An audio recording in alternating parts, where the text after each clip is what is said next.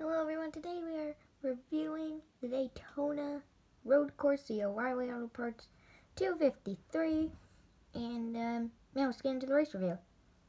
So starting on lap 1, Michael McDowell, he just completely missed turn 1 from his front row starting position. He came back on the track.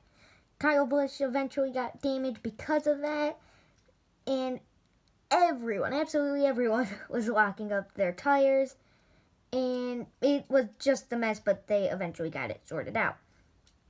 Then at lap 5, Chase Briscoe spun on the chicane on the front stretch, and that somehow didn't bring out a caution because he was right in the middle of the track, but it works, I guess. Then at lap 11, Eric Jones blew a tire, and at lap 12, Brad Keselowski missed the chicane. That leads to a lap 13 caution from debris off of Matt DiBenedetto. His entire right rear quarter panel was gone on the car. Here. We use, see about right. So about from here to here. The entire right rear quarter panel is gone. Now at 14, while drivers are on pit road, William Byron's tire falls off. They had to get it from the grass. And eventually they got to the restart, and Chase Elliott was able to win stage 1. Then we go to lap 27 out of 70, and Ross Chastain hit the wall after some contact with Ryan Blaney. So basically this is what happened. They're coming out of turn 6. So this is Chastain. The other car is Blaney. They were coming out of 6, and then I think he just got a little bit of a tap, and then Chastain just kind of didn't have anywhere to go, and he hit the wall.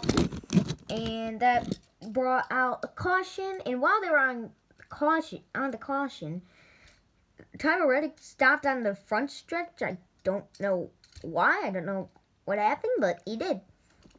Then at lap 34, Denny Hamlin was able to win stage 2. And, yeah, Chase Elliott was looking like the fast one. He had a huge lead in stage 1. Some pit strategy put him behind, but he was still looking like the favorite. And then with 32 laps to go, Kurt Busch, his car turned into a lawnmower. Not even kidding. He went like this. So, just coming out of 4, it's that, and then they go into 5. What happened was he hit 4, and the curb just bounced him this way, and then he went through the grass back out on to some pavement, then back to the grass, and then eventually spun out, and he went from the lead all the way to 27. It was crazy, and for a second I thought he got cleared for a lawnmower. Then while he was trying to make his way back through the field, they were coming through turn 1, like this. So this is Brad Keselowski, this is Kurt Busch. Came around the corner. Kurt Busch just gives Keselowski a little tap, and that's enough to send him around. And yeah, they were both running in the back, but now Keselowski was further back. But yeah, there was somehow no caution, but you could tell something crazy was going to happen soon. Then, with 26 laps to go, Eric Almirola spun out. It looked like it was about turn 3. It was hard to really tell what happened, but yeah, he spun on turn 3. Then, with 17 laps to go, it started sprinkling in turn 2, a little bit in turn 3. Now, this is kind of the main turning point of the race, because it really just, you'll see, but it changed the outcome of the race. With 16 laps to go, Matt DiBenedetto called it a day with his damage and with the damage on the car, and he went into the garage. And right after that is when things got weird. So, also I just realized I took the cards. So, with 17 laps to go, I believe, everyone had just finished their final pit stop. It was just going to come down to a race. Or was it their final pit stop? With 14 to go, NASCAR decided to throw a caution that made it optional to put on weather tires. Now, I know that sounds like it makes sense, But there's two ways to think about this. A, the rule isn't for NASCAR. They throw the caution if they feel like there is no way, because they can only do rain tires on road courses. If they feel like there's no way they can continue on their normal tires, they will make it so they throw a caution to put them on the wet tires or rain tires or slicks or whatever. And it was only raining really in one spot of the track. And yeah, they decided to throw the caution. But here's another way to think about this. Think about it this way. If you wanted to drive from your house to your local store, but you need special rain tires for rain,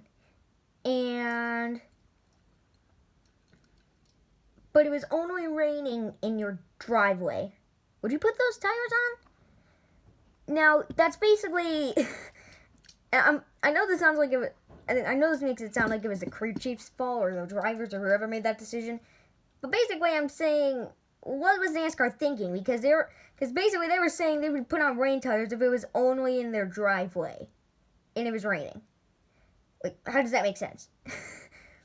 So yeah, they threw the caution. A bunch of drivers took to pit road and they put on rain tires. I don't blame them because I thought the rain was gonna get worse, but they said the broadcast said right when they were done, the rain stopped, and that kind of messed up a lot of drivers' race, and especially Chase Elliott because he had the dominant car. He went down pit road, and when it was raining, it was more sprinkling, and they decided to put slicks on, and that pretty much cost him a win. But yeah, I think NASCAR knew what they were doing. They threw the caution to make it more entertaining. And at this point, chaos just took over the entire race. On the restart, Tyler Reddick went off course. He caught a sign. And then they came around. So basically, got forced off. I think there were 3 wide and a narrow part where they weren't really supposed to go 3 wide. Hit a sign, and that kind of messed him up. He came back onto the track in turn 3, but he was behind a bunch of cars, and then coming out of turn 3, they were 4 wide, and Chase Elliott got forced off the track with 12 to go, I believe, or 13, I don't remember, I think it was 12 to go, and he made a crazy save. He got off the track, he was heading right for a sign, he did that, then this, and this. He was basically doing this, then he came out onto turn 4, and he's still able to just drive out of it. So that was a crazy save.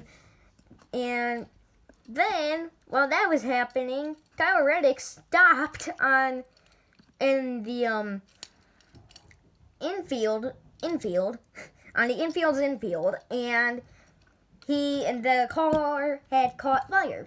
So NASCAR threw a caution. But here's the thing. They never had pit road open.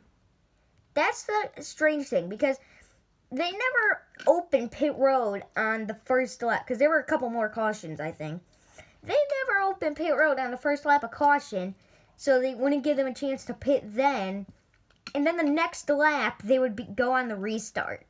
That didn't really make sense to me, so I think NASCAR was kind of that was kind of a little strange, but yeah. And while they were under caution, AJ Allmendinger blew a tire. With 10 laps to go, Martin Truex Jr. spun out heading into turn 1. He somehow didn't collect anyone else because he was right in the middle of the turn, which I think that was pretty lucky.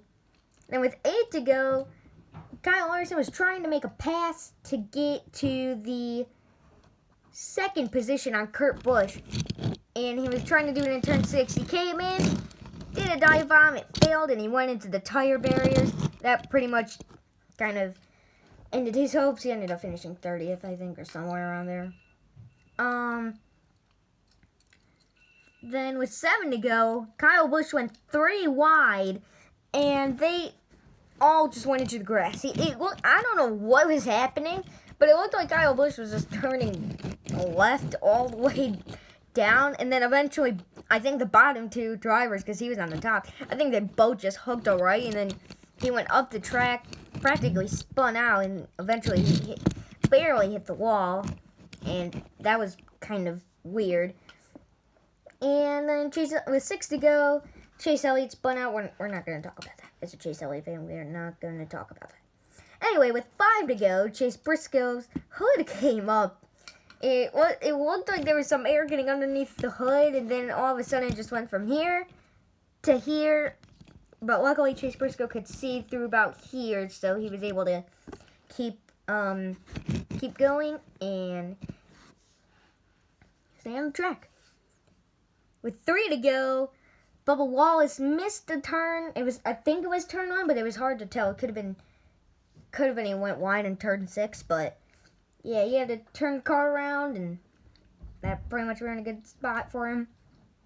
But eventually, in the meantime, we got to the final lap. And Christopher Bell was 5 seconds back with about 5 to go. And he got past Kurt Busch, and he was slowly gaining on Joey Logano. And with 2 to go, he was there, and Logano was there to block. So we're going to say this 12 car is Logano. His Christopher Bell car is Christopher Bell. So they were coming up to turn 3, and he went high. He went a little bit high to try to make a pass, and then Logano just did this. All the way to the top, but went to the bottom, went to the top again. Went into the chicane and made a pass on Joey Logano. He was able to take the lead and keep it to get his first career win at the Daytona road course.